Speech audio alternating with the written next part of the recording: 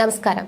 Tuition സെന്ററിൽ വിദ്യാർത്ഥികളെ പഠിപ്പിച്ചുകൊണ്ടിരിക്കെ ഛർദിയും ക്ഷീണവും അനുഭവപ്പെട്ടതിനെ തുടർന്ന് ചികിത്സ തേടിയ അധ്യാപിക പുനലൂർ താലൂക്ക് ആശുപത്രിയിൽ മരിച്ച സംഭവത്തിൽ ആശുപത്രിക്ക് വീഴ്ച സംഭവിച്ചിട്ടില്ലെന്ന് പോസ്റ്റ്മോർട്ടം റിപ്പോർട്ടിന്റെ അടിസ്ഥാനത്തിൽ ആശുപത്രി സൂപ്രണ്ട് ഡോക്ടർ കെ.ആർ. സുനിൽകുമാർ വ്യക്തമാക്കി. പുനലൂർ ഇളമ്പൽ കോട്ടവട്ടം നിരപ്പിൽ ഭാഗം നിരപ്പിൽ വീട്ടിൽ ബി ശ്രീഹരിയുടെ ഭാര്യ 34-കാരിയായ അശ്വതിയാണ് കഴിഞ്ഞ ദിവസം വൈകിട്ട് മരിച്ചത്. ചികിത്സാ പിഴവ് മൂലമാണ് മരണമെന്ന് ആരോപിച്ച് ബന്ധുക്കൾ ആശുപത്രിയിൽ പ്രതിഷേധിച്ചിരുന്നു. കഴിഞ്ഞ ദിവസം പാരിപ്പള്ളി മെഡിക്കൽ കോളേജിൽ നടത്തിയ പോസ്റ്റ്മോർട്ടം റിപ്പോർട്ട് പുറത്തു വന്നതോടെയാണ് സൂപ്രണ്ട് പ്രതികരണവുമായി എത്തിയത്. അശ്വതിയുടെ വയറ്റിലുണ്ടായ പഴുപ്പും അതിൽ നിന്നുണ്ടായ അണുബാധയുമാണ് മരണകാരണമെന്നാണ് പോസ്റ്റ്മോർട്ടം റിപ്പോർട്ടിന്റെ അടിസ്ഥാനത്തിലുള്ള പ്രാഥമിക നിഗമനമെന്ന് സൂപ്രണ്ട് അറിയിച്ചു. ഛർദിയും തലകറക്കവും ഉണ്ടെന്ന് മാത്രമാണ് രോഗി ഡോക്ടറോട് പറഞ്ഞത്. എന്നാൽ വയറുവേദനയെപ്പറ്റി രോഗി പറഞ്ഞിരുന്നില്ല. ശരിക്കും ഗുരുതരമായ അസുഖം വളരെ നേരത്തെ ഉണ്ടായിരുന്നതാണ്. ഒന്നുകിൽ ആ രോഗാവസ്ഥ അറിയാതെ ഇരുന്നതോ വൈദ്യസഹായം തേടാൻ സാധിക്കാതെ വന്നതോ ആയിരിക്കാമെന്നും സൂപ്രണ്ട് പറഞ്ഞു. അശ്വതിയുടെ മൃതദേഹം പാരിപ്പള്ളി മെഡിക്കൽ കോളേജ് ആശുപത്രിയിൽ പോസ്റ്റ്മോർട്ടത്തിന് ശേഷം കോട്ടവട്ടത്തെ വീട്ടുവളപ്പിൽ സംസ്കരിച്ചു. പുനലൂർ ടോക്ക് എച്ച് പബ്ലിക് സ്കൂളിലെ അധ്യാപികയായിരുന്നു അശ്വതി. ചികിത്സാ പിഴവ് മൂലമാണ് മരണമെന്ന് ആരോപിച്ച് ബന്ധുക്കൾ ആശുപത്രിയിൽ തടിച്ചുകൂടിയത് സംഘർഷം സൃഷ്ടിച്ചിരുന്നു. പോലീസ് എത്തി സ്ഥിതിഗതികൾ നിയന്ത്രണ വിധേയമാക്കി. 20-ന് ഉച്ചയ്ക്ക് 2:30-യോടെയാണ് ഛർദി അനുഭവപ്പെട്ട അശ്വതി ഭർത്താവും മറ്റൊരു വിദ്യാർത്ഥിയും കൂടി കാറിൽ താലൂക്ക് ആശുപത്രിയിൽ എത്തിച്ചത്. കാറിൽ വെച്ചും ഛർദിച്ചു. അത്യാഹിത വിഭാഗത്തിൽ പ്രാഥമിക ശുശ്രൂഷ നൽകിയ ശേഷം സ്ഥിതി കൂടുതൽ വഷളായതോടെ CT സ്കാൻ എടുത്തു. തുടർന്ന് 4-ാം നിലയിലെ ICU യൂണിറ്റിലേക്ക് മാറ്റി. CT സ്കാൻ റിപ്പോർട്ട് നോർമലായിരുന്നു. ഇതിനിടെ ആരോഗ്യസ്ഥിതി കൂടുതൽ വഷളായി. ബിപിയും പൾസും വേഗത്തിൽ താഴ്ന്നു. ഇതിനിടെ മരണവിവരം ബന്ധുക്കളെ അറിയിക്കാൻ വൈകിച്ചുവെന്നും വിദഗ്ധ ചികിത്സയ്ക്കായി മറ്റ് ആശുപത്രിയിലേക്ക് കൊണ്ടുപോകാൻ അനുവദിച്ചില്ലെന്നും ആരോപിച്ച് ഭർത്താവും ബന്ധുക്കളും ICU യൂണിറ്റിന്റെ മുൻപിൽ തർക്കവുമായി നിന്ന ശേഷം 1 മണിക്കൂറിന് ശേഷമാണ് മൃതദേഹം മോർച്ചറിയിലേക്ക് മാറ്റിയത്. ഛർദി മൂർച്ഛിച്ചപ്പോൾ കുത്തിവെപ്പ് എടുത്ത ശേഷമാണ് ആരോഗ്യസ്ഥിതി വഷളായതെന്ന് ബന്ധുക്കൾ ആരോപിച്ചു. വൈകിട്ട് 6:30-യോടെയാണ് അശ്വതി മരിച്ച വിവരം ബന്ധുക്കളെ അറിയിച്ചത്. കുന്നിക്കോട് പോലീസ് കേസ് രജിസ്റ്റർ ചെയ്ത ഇൻക്വസ്റ്റ് തയ്യാറാക്കി പാരിപ്പള്ളി മെഡിക്കൽ കോളേജ് ആശുപത്രിയിൽ പോലീസ് സർജന്റെ സാന്നിധ്യത്തിൽ പോസ്റ്റ്മോർട്ടം നടത്തിയ ശേഷം ബന്ധുക്കൾക്ക് വിട്ടുകൊടുക്കുകയായിരുന്നു.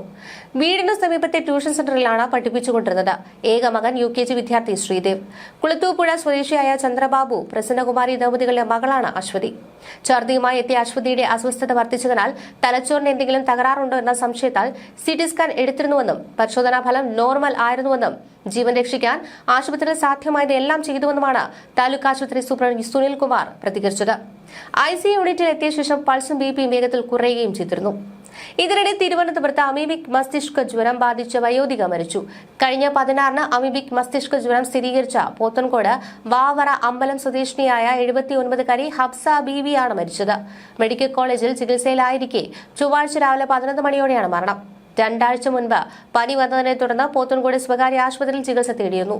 മുഖത്തെ നീരും പനിയും കുറയാത്തതിനാൽ ICUവിൽ തുടരുകയും 4 ദിവസത്തിനു ശേഷം സ്ട്രോക്കിന് സമാനമായ ലക്ഷണങ്ങൾ കണ്ടതോടെ SUT ഹോസ്പിറ്റലിൽ പ്രവേശിപ്പിക്കുകയുമായിരുന്നു. തീവ്രപരിചരണ വിഭാഗത്തിൽ ചികിത്സയിൽ കഴിയുന്നതിനിടെ വൃക്കകൾ തകരാറിലാവുകയും 3 തവണ ഡയാലിസിസ് നടത്തുകയും ചെയ്തു. പനി കുറയാതിരുന്നതിനാൽ വീണ്ടും വിശദമായ രക്തം പരിശോധിച്ചപ്പോഴാണ് അമീബിക് മസ്തിഷ്ക ജ്വരം സ്ഥിരീകരിച്ചത്. ഇവരുടെ കിണറ്റിലെ വെള്ളത്തിന്റെ സാമ്പിൾ ആരോഗ്യവകുപ്പ് പരിശോധനയ്ക്കായി എടുത്തിരുന്നു. നെഗ്ലേറിയ ഫൗലേറി, അക്കാൻഡ അമീബ, സാപ്പിനിയ, ബാലമുറ്റിയ, വെർബിയ എന്നീ അമീബ വിഭാഗങ്ങളിൽപ്പെട്ട രോഗാണുക്കൾ തലച്ചോറിനെ ബാധിക്കുമ്പോഴാണ് അമീബിക് മസ്തിഷ്ക ജ്വരം അഥവാ അമീബിക് മെനിഞ്ചോ എൻസെഫലൈറ്റിസ് ഉണ്ടാകുന്നത്. സാധാരണയായി കെട്ടിക്കിടക്കുന്ന വെള്ളത്തിൽ മുങ്ങി കുളിക്കുന്നവരിലും നീന്തുന്നവരിലുമാണ് രോഗബാധ ഉണ്ടാകുന്നത്. മൂക്കിനെയും മസ്തിഷ്കത്തെയും വേർതിരിക്കുന്ന നേർത്ത പാളിയിലുള്ള സുഷിരങ്ങൾ വഴിയോ കർണപടത്തിലുണ്ടാകുന്ന സുഷിരങ്ങൾ വഴിയോ അമീബ തലച്ചോറിലേക്ക് കടന്ന് രോഗകാരണമാകുന്നു. 97% മരണനിരക്കുള്ള രോഗമാണിത്. രോഗം മനുഷ്യരിൽ നിന്ന് മനുഷ്യരിലേക്ക് പകരില്ല. രോഗാണുബാധ ഉണ്ടായാൽ 5 മുതൽ 10 ദിവസത്തിനുള്ളിൽ രോഗലക്ഷണങ്ങൾ പ്രകടമാകുന്നു. ഇതിന്റെ ലക്ഷണങ്ങൾ എന്ന് പറയുന്നത് തീവ്രമായ തലവേദന, പനി, ഓക്കാനം, ഛർദി, കഴുത്ത് തിരിക്കാൻ ബുദ്ധിമുട്ട്, വെളിച്ചത്തിലേക്ക് നോക്കാനുള്ള ബുദ്ധിമുട്ട്, കുഞ്ഞുങ്ങളിൽ ഭക്ഷണം കഴിക്കാനുള്ള വിമുഖത, നിഷ്ക്രിയരായി കാണപ്പെടുക, സാധാരണമല്ലാത്ത പ്രതികരണങ്ങൾ എന്നിവയുണ്ടാകാം. രോഗം ഗുരുതരാവസ്ഥയിലായാൽ ഓർമ്മക്കുറവ്, അപസ്മാരം, ബോധക്ഷയം എന്നിവയും ഉണ്ടാകും. ലക്ഷണങ്ങൾ പ്രകടമായാൽ എത്രയും വേഗം ചികിത്സ ലഭ്യമാക്കണം. ഈ രോഗം പ്രതിരോധിക്കാൻ കെട്ടിക്കിടക്കുന്ന വെള്ളത്തിൽ തലമുങ്ങി കുളിക്കുന്നതും വെള്ളത്തിലേക്ക് മുങ്ങാങ്കുഴിയിട്ട് ഡൈവ് ചെയ്യുന്നതും ഒഴിവാക്കണം. മുഖവും വായും ശുദ്ധമല്ലാത്ത വെള്ളത്തിൽ കഴുകുന്നത് ഒഴിവാക്കുക. നീന്തുന്നവരും നീന്തൽ പഠിക്കുന്നവരും മൂക്കിൽ വെള്ളം കടക്കാതിരിക്കാൻ നോസ് ക്ലിപ്പ് ഉപയോഗിക്കുക. വാട്ടർ തീം പാർക്കുകളിലെയും സ്വിമ്മിംഗ് പൂളുകളിലെയും വെള്ളം കൃത്യമായി ക്ലോറിനേറ്റ് ചെയ്ത് ശുദ്ധമാണെന്ന് ഉറപ്പുവരുത്തുക. കിണറുകൾ ആരോഗ്യ പ്രവർത്തകരുടെ നിർദ്ദേശാനുസരണം നിശ്ചിത ഇടവേളകളിൽ ക്ലോറിനേറ്റ് ചെയ്യുക. അത് അമീബയെ നശിപ്പിക്കുകയും അതോടൊപ്പം മഞ്ഞപ്പിത്തത്തെ തടയുകയും ചെയ്യും. നീന്തൽ കുളങ്ങളിൽ കണ്ണുകളിൽ ആഴ്ചയിൽ ഒരിക്കൽ വെള്ളം പൂർണ്ണമായും ഒഴുക്കിക്കളയുക. വശങ്ങളും തറയും ബ്രഷ് ഉപയോഗിച്ച് നന്നായി ഉരച്ചു കഴുകുക. ഫിൽറ്ററുകൾ വൃത്തിയാക്കി ഉപയോഗിക്കുക. പുതുതായി നിറയ്ക്കുന്ന വെള്ളം ക്ലോറിനേറ്റ് ചെയ്യുക. ഇതിനിടെ 1 വയസ്സുകാരി അദ്വൈതയുടെ ചികിത്സയ്ക്കായി ആരോഗ്യവകുപ്പിന് ചെയ്യാൻ കഴിയുന്ന സഹായത്തെക്കുറിച്ച് അന്വേഷിക്കാൻ ചൈൽഡ് ഹെൽത്ത് നോഡൽ ഓഫീസറെ മന്ത്രി വീണ ജോർജിന്റെ ഓഫീസ് ചുമതലപ്പെടുത്തി. സാമ്പത്തികം, തുടർ ചികിത്സ എന്നിവയിൽ ആവശ്യമുള്ള സഹായം ലഭ്യമാകും. അമൃത ആശുപത്രിയിലെ ഡോക്ടറുമായി കാര്യങ്ങൾ ചർച്ച ചെയ്യുമെന്നും അധികൃതർ അറിയിച്ചു. കരഞ്ഞാൽ നേത്രഗോളം പുറത്തേക്ക് വരുന്ന കുട്ടിയുടെ ദുരിതമറിഞ്ഞ ഒട്ടേറെ പേർ ചികിത്സയ്ക്കായി ചെറുതും വലുതുമായ സഹായങ്ങൾ നൽകുന്നുണ്ട്. മാതാപിതാക്കളായ സായി കൃഷ്ണയും സജിനിയും ഞായറാഴ്ച രാത്രിയോടെ അദ്വൈതയുമായി ശസ്ത്രക്രിയയ്ക്ക് എറണാകുളത്തേക്ക് പോയി. ആശുപത്രി ചെലവ് തന്നെ 20 ലക്ഷം വരുമെന്നാണ് കണക്കാക്കുന്നത്. ഇന്നാണ് ശസ്ത്രക്രിയ.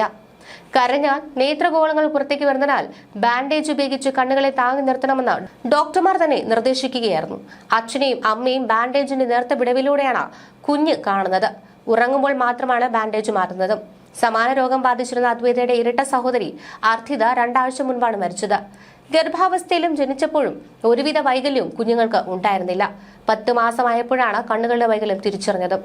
ഈയിടെ കൊച്ചി അമൃത ആശുപത്രിയിൽ എത്തിച്ച് നടത്തിയ പരിശോധനയിലാണ് 3 ശസ്ത്രക്രിയ നടത്തിയാൽ കുഞ്ഞിന്റെ ആരോഗ്യം വീണ്ടെടുക്കാമെന്ന് ഡോക്ടർമാർ പറഞ്ഞത്. ഇതിന് 20 ലക്ഷത്തോളം രൂപ ചെലവ് വരുമെന്നും അറിയിച്ചു. കുഞ്ഞിനെ സഹായിക്കാൻ ഒരുപാട് പേർ മുന്നോട്ട് വന്നതിൽ ഒരുപാട് സന്തോഷവും ആശ്വാസവും ഉണ്ടെന്ന് പിതാവ് സായി കൃഷ്ണ പ്രതികരിച്ചു. കൂലിപ്പണി ചെയ്താണ് സായി കൃഷ്ണൻ വീട്ടിലെ ചെലവും കുഞ്ഞിന്റെ ചെലവും നോക്കുന്നത്. കുഞ്ഞിന്റെ ചികിത്സയ്ക്കായി 10 ലക്ഷം രൂപ ധനസഹായമായാണ് യൂസഫലി നൽകിയത്. 3 ശസ്ത്രക്രിയയിലൂടെ കുഞ്ഞിന്റെ ആരോഗ്യം വീണ്ടെടുക്കാൻ സാധിക്കുമെന്നാണ് ഡോക്ടർമാർ പറയുന്നത്. കുഞ്ഞുങ്ങൾ ജനിച്ച് 10 മാസം പിന്നിട്ടപ്പോഴാണ് അപൂർവ രോഗം പിടിപെട്ടത്. ഗർഭിണിയായിരിക്കുമ്പോൾ നടത്തിയ പരിശോധനകളിൽ രോഗത്തെക്കുറിച്ച് സൂചന ലഭിച്ചിരുന്നില്ല. 2 കുഞ്ഞുങ്ങൾക്കും ഒരേ രോഗം വന്നതോടെ ദുരിതത്തിലായി. അർത്ഥിത കഴിഞ്ഞ ആഴ്ച മരിച്ചു. അദ്വൈതയെ എങ്ങനെയും രക്ഷിക്കാൻ വേണ്ടിയാണ് കുടുംബത്തിന്റെ ഈ പോരാട്ടം. കരഞ്ഞാൽ നേത്രഗോളങ്ങൾ പുറത്തേക്ക് വരുന്നതിനാൽ ബാൻഡേജ് ഉപയോഗിച്ച് കണ്ണുകളെ താങ്ങി നിർത്തുകയായിരുന്നു. അച്ഛനെയും അമ്മയും ഈ ബാൻഡേജിന്റെ വിടവിലൂടെയാണ് കുഞ്ഞ് കാണുന്നതും. ഉറങ്ങുമ്പോൾ മാത്രം ഇത് മാറ്റും. ഗർഭാവസ്ഥയിലും ജനിച്ചപ്പോഴും ഒരുവിധ വൈകല്യങ്ങളും ഈ കുഞ്ഞുങ്ങൾക്ക് ഉണ്ടായിരുന്നില്ല. പിന്നീട് 10 മാസം കഴിഞ്ഞപ്പോഴാണ് ഇത്തരത്തിലൊരു വൈകല്യമുണ്ട് എന്ന് തിരിച്ചറിയുന്നത്. നെയ്യാറ്റിൻകരയിലെ ചെറുകുഞ്ഞായ അദ്വൈതയുടെ ജീവിതം ഇപ്പോൾ പ്രതീക്ഷയുടെ വഴിയിലാണ്. കരയുമ്പോൾ കണ്ണുകൾ പുറത്തേക്ക് വരുന്ന രോഗം ആർക്കും സഹിക്കാൻ പറ്റാത്തൊരു വേദന. എന്നാൽ ഈ വേദനകളോട് പോരാടാൻ ഈ കുഞ്ഞിനൊപ്പം ഇപ്പോൾ ഒരു ജനതയും ഒപ്പമുണ്ട്.